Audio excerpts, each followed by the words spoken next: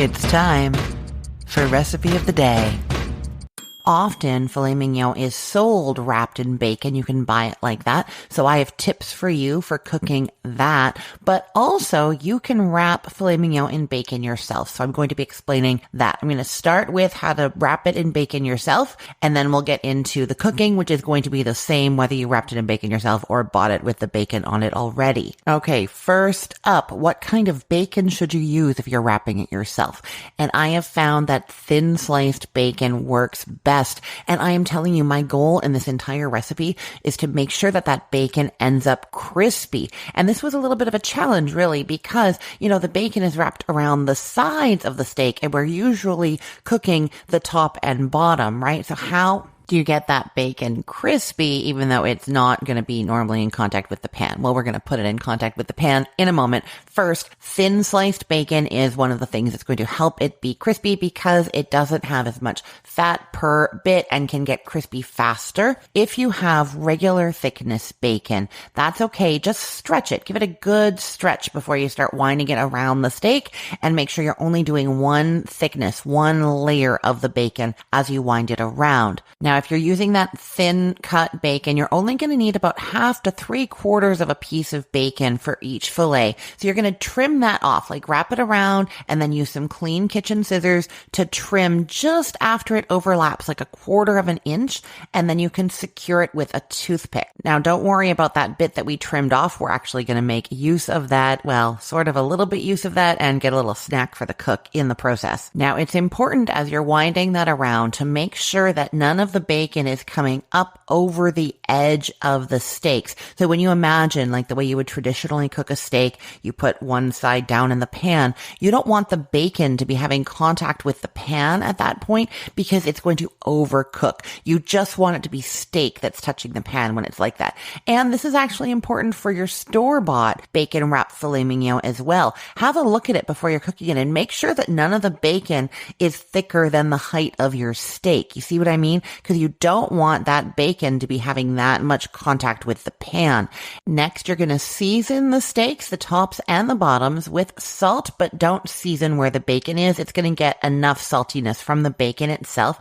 You're seasoning that with the salt, and then you can dry brine these if you want to. So you're going to put those bacon wrapped steaks that you've seasoned on top and bottom on a rack that's set on a plate or pan that fits in your fridge, and then those are going into the fridge for 8 hours. Or you can just season them and cook them right away. Filet mignon is so nice and tender. It's going to be delicious. That salt dry brining just helps get some extra seasoning into the meat. Okay, when you're ready to cook those steaks, you're going to get your skillet heating over medium heat, and then you're going to add that reserved bacon to there. We trimmed the bacon off when we were wrapping the steaks.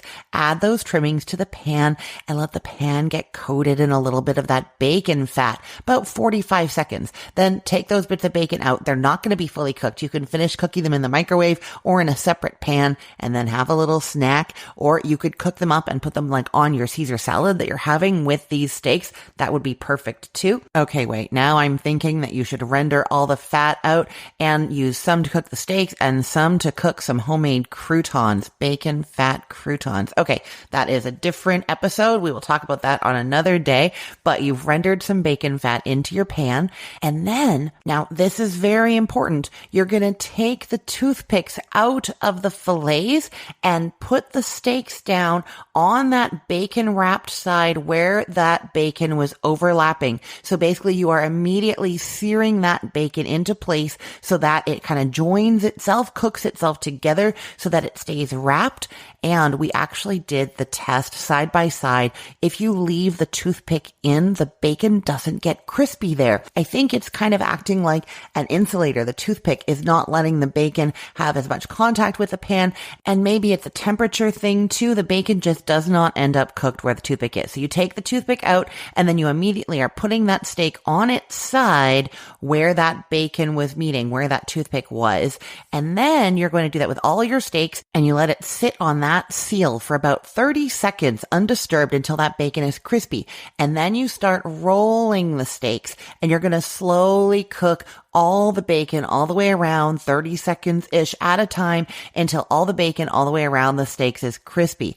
Then you turn the steaks upright and cook them in a more traditional way. It's going to be about 4 minutes per side for rare, 6 minutes per side for medium, 8 minutes per side for well done. When the steaks are done to your liking, you're actually going to put that bacon side down again, just a little bit to quickly re-sear the bacon all the way around to make sure it stays crispy. Then transfer the steaks to a cutting board and let them rest for a few minutes. The bacon is nice and crispy then, but if you let it rest for too long, it's going to start to lose that crispiness. So it's kind of that balancing act, right? You do want the steaks to rest a little bit so that the juices stop all sizzling inside and it's not going to just get all liquidy when you cut into it. But at the same time, waiting too long is going to make that bacon lose some crispiness. So, it's just a few minutes of rest, and then you're going to serve it maybe with that Caesar salad with the bacon and the bacon croutons and have an amazing dinner. I'm going to put the link to this recipe in the show notes for this podcast episode, or you can head to cookthestory.com/ROTD and get it there. Everything there is arranged by date, so it's helpful to know that today is January 24th of 2025. And while you are over there, make sure you are subscribed to this show. Go to cookthestory.com/ROTD while you're on your phone, and then you can tap on Apple Podcasts, YouTube, and then follow, subscribe. From there, you will then get a new recipe idea with instructions for how to make it every single day, 7 days a week. I'm always here for you, keeping those ideas coming. I'm Christine Pittman from cookthestory.com, thecookful.com, the all-new chicken cookbook, and from this podcast, Recipe of the Day. I hope you have a great day. Let's get cooking.